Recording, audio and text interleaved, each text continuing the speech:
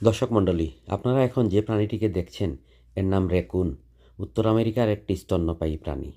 আমি আমেরিকায় আসার দ্বিতীয় বছরে রেকুন দেখে মনে করেছিলাম এটি বুঝি আমেরিকার স্বাস্থ্যবান ইঁদুর।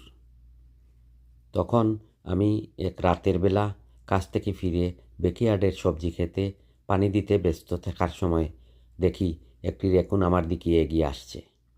আমি যত না আস বলি, ওদিকে ভ্রুক্ষেপ না করে বেশ নুদুস রেকুন যেন আমায় ধাওয়া করে আসতে থাকে। আমি অমনি পানির স্পিড বাড়িয়ে দিয়ে রেকুনের দিকে তাড়া করলে সে দেয় দৌড়।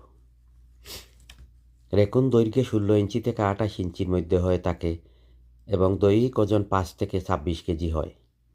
রেকুন তার বুদ্ধিমত্তার জন্য বিখ্যাত। একটি গবেষণায় দেখা গেছে যে এটি কমপক্ষে 3 বছর ধরে তাদের কাজ মনে রাখতে পারে। রেকুন সাধারণত নিশাচর এবং সর্বভুক। প্রায় 40% অমেরুদণ্ডী প্রাণী, 33% উদ্ভিদ এবং 27% মেরুদণ্ডী প্রাণী তারা আহার করে থাকে। রেকুন সাধারণত স্ত্রী রেকুন প্রায় 65 দিনের গর্ভধারণের পর বসন্তে 2 থেকে 5টি শাবক জন্ম দেয়।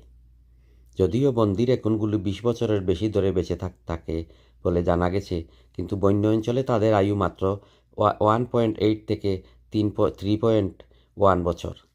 অনেক অঞ্চলে শিকার ও যানবাহনের আঘাত রেকুন মৃত্যুর দুটি সবচেয়ে সাধারণ কারণ। আত্মরক্ষার্থে রেকুনরা বেশ আক্রমণাত্মকও হয়ে থাকে। রেকুনের আদি আবাসস্থল মিশ্র বন, তবুও তাদের অভিযোজন ক্ষমতা তাদেরকে তাদের পরিসর পাহাড়ি এলাকা, উপকূলীয় জলাভূমি এবং শহরাঞ্চলে প্রসারিত করেছে। বিংশ শতাব্দীর মাঝামাঝি সময়ে পালানো এবং ইচ্ছাকৃতভাবে প্রবর্তনের ফলে রেকুন এখন মধ্য ইউরোপ, ককেসাস এবং জাপানেও ছড়িয়ে পড়েছে। ইউরোপে রেকুন 2016 সাল থেকে প্রায় বাতিল অবস্থায় আছে।